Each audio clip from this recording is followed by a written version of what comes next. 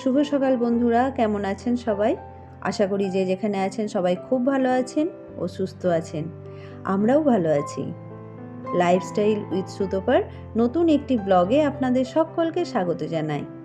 আজ 4 এপ্রিল শনিবার, আর এখন ঘড়ির কাঁটা 5:40 ঘরে। এখন সবে সূর্য উঠছে, আর ফুলগুলোও দেখুন এখনও সম্পূর্ণভাবে তাদের পাপড়ি ছড়ায়নি। এই সময় আবহাওয়া খুবই মনোরম, কিন্তু ঘন্টাখানেক পরেই টেম্পারেচার যাবে অনেকটা বেশি বেড়ে। আর এই গরমে আমাদের মতো হাউসওয়াইফদের সংসারের সমস্ত কাজই করতে হবে, অথচ অত্যাধিক গরমের জন্য কোনো কাজ করার এনার্জি পাচ্ছি না। সব সময় একটা অলসতা এবং মন খারাপ আমাদের মনকে ভারী করে দিচ্ছে। আর এগুলো কাটিয়ে কিভাবে সারাদিন আমরা পজিটিভ থাকতে পারি, আজ সেই বিষয়েই আলোচনা করব। আর এই বিষয়ে আমার প্রথম পয়েন্ট হলো, আমাদের পজিটিভ থাকতে গেলে এই গরমে নিজের শরীরটাকে আরাম দিতে হবে। আর তাই আমরা যখন সকালে ঘুম থেকে উঠি তার আধ ঘন্টা কিংবা 1 ঘন্টা আগে উঠে তাড়াতাড়ি সংসারের দৈনন্দিন কাজকর্মগুলো সেরে নিতে পারলে এই গরমে কষ্টটাও তুলনামূলক কম হবে এবং সময়ের মধ্যে সব কাজ কমপ্লিট হয়ে যাবে।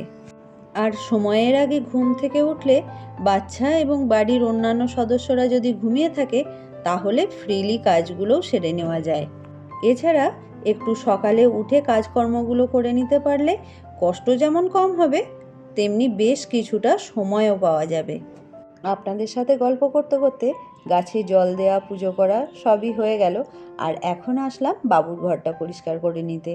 যেহেতু হাজব্যান্ড ঘুমাচ্ছে, ওই ঘরটা এখন পরিষ্কার করব না, ওটা পরে করব ঘুম থেকে উঠলে।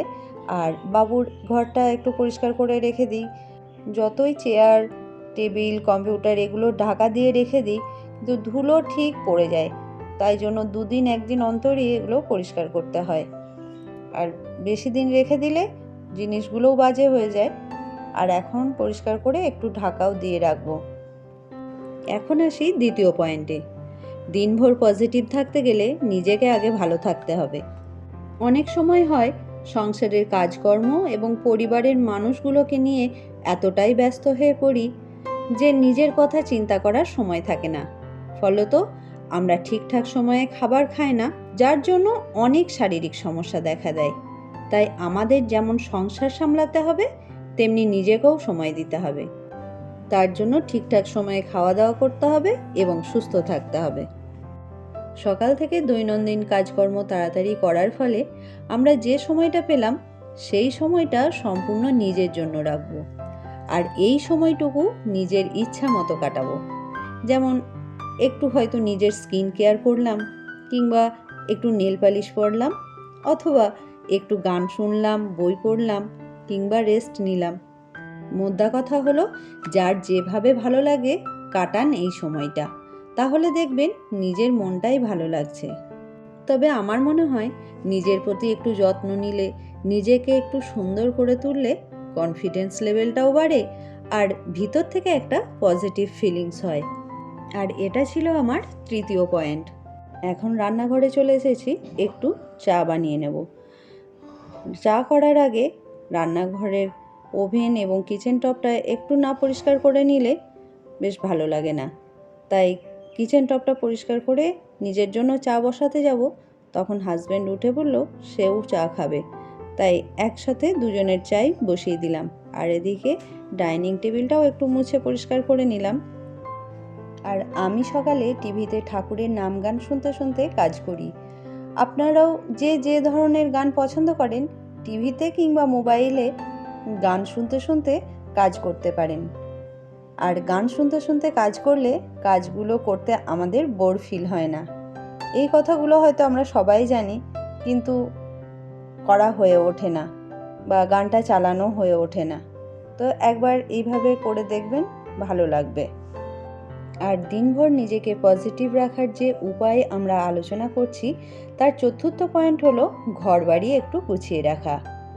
যার যেমনই বাড়ি হোক, সেটা নিজের বাড়ি কিংবা ভাড়া বাড়ি হতে পারে, ফ্ল্যাট কিংবা ছোট্ট একটা ঘর, যাই থাকুক, সেটাই একটু গুছিয়ে সুন্দর করে রাখলে দেখবেন মনটা খুব ভালো লাগে।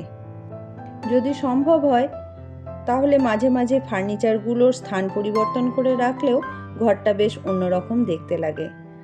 আর সব সময় ঘর গুছিয়ে রাখলে যদি হঠাৎ বাড়িতে লোকজন এসে যায় তাহলেও কোনো চিন্তা থাকে না, বরং সকলের কাছ থেকে প্রশংসাই পাওয়া যায়।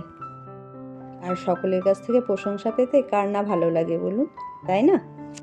এখন ভাতের চালটা দিয়ে দিচ্ছি, ভাতটা বসিয়ে দিলাম। আর ওদিকে গোটা মুসুরির ডাল ব্রেকফাস্টের জন্য সিদ্ধ করতে দিলাম। আর এই যে চাল ধোয়া জলটা কিন্তু আমি ফেলে দিই না, দিয়ে দিই এই গাছগুলোয়। তবে প্রত্যেক দিন দিই না, 2 দিন অন্তর অন্তর দিই। আর আজকে হবে ঢ্যাঁড়স ভাজা আর লাউয়ের তরকারি। আজকে আবার হাজব্যান্ডের অফিসও আছে, তবে যাবে একটু দেরিতে, তাই সকাল থেকে কাজকর্মগুলো মোটামুটি আমি করেই নিয়েছি, সময়ের মধ্যেই হয়ে গেছে সব। আর এখন তো রান্না বসিয়ে দিয়েছি, ও সময় মতোই খেয়ে অফিস যেতে পারবে। আর এই যে আমগুলোকে পেড়ে নিচ্ছি, খুব একটা পাকেনি, এখন পাকতে দেরিও আছে, কাঁচাই আছে, কিন্তু জল নেই বলে না, বৃষ্টি হচ্ছে না বলে আমগুলো কেমন শুকনো হয়ে খসে পড়ে যাচ্ছে, তাই পেড়ে নিলাম। খুব বেশি আম হয়ও নি গাছে। আর এদিকে রান্না প্রায় শেষের দিকে, হয়েই এসছে সব। আর আমের চাটনিও করব, গাছের টাটকা আমের চাটনি দারুণ লাগবে খেতে। রান্নাবান্না কাজকর্ম করতে করতেই আপনাদেরকে বলি আমার পরবর্তী পয়েন্ট হলো, ঘর সাজানোর ক্ষেত্রে বাজার থেকে বিভিন্ন আর্টিফিশিয়াল প্ল্যান্ট না কিনে ইনডোর প্ল্যান্টের ব্যবহার করুন। ঘরের মধ্যে একটা আসল গাছ রাখলে রোজ তার একটু একটু করে বেড়ে ওঠা আপনি লক্ষ্য করতে পারবেন, এবং এই ছোট্ট গাছটিই আপনাকে যত্নশীল করে তুলবে। ভালোবেসে একটা গাছ লাগালে দেখবেন আস্তে আস্তে যখন সে বেড়ে উঠবে তখন এক রাস ভালো লাগা আপনি ফিরে পাবেন। আর এটাই আমাদের মনকে অনেক বেশি পজিটিভ রাখবে। রান্নাঘরের কাজ মোটামুটি কমপ্লিট হয়ে গেছে। আর এই বিছানাটা তো সকালে তোলা হয়নি, যেহেতু হাজব্যান্ড ঘুমাচ্ছিল, তাই এখন ঘরটা একটু পরিষ্কার করে নেব, তারপর ঘর মুছলেই বাস আজকের মতো কাজকর্ম মোটামুটি কমপ্লিট হয়ে যাবে। আর রোজই যদি একটু সময় বার করে একটু ডাস্টিংগুলো করে নিই না, তাহলে খুব বেশি ধুলো ময়লা হয় না, দেখতেও পরিষ্কার লাগে। না হলে দেখবেন খুবই ধুলো হচ্ছে এখন। আপনাদের কার ঘরে কেমন হচ্ছে জানি না, তবে আমার ঘরে তো ভীষণই ধুলো হচ্ছে।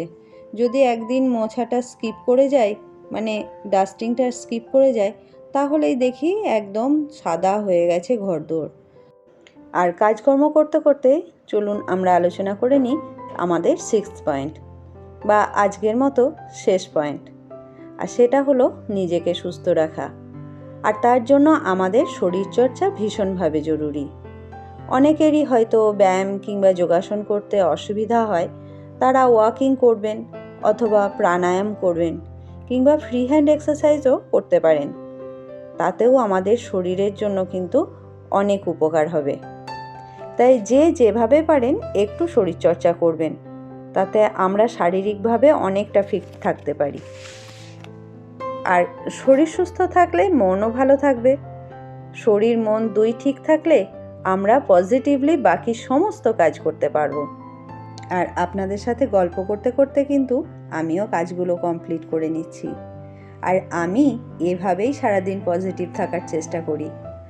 আরও একটা জিনিস মনে রাখতে হবে, সেটা হলো কোনো নেগেটিভ চিন্তাভাবনা করা চলবে না, এবং নেগেটিভ কথাও বলবেন না। যেমন আমি এটা করতে পারবো না, কিংবা তোমার দ্বারা এটা হবে না, তুমি পারবে না, কিংবা কাউকে সবসময় দোষারোপ করা, এগুলো মনে নেগেটিভিটির পরিচয় দেয়।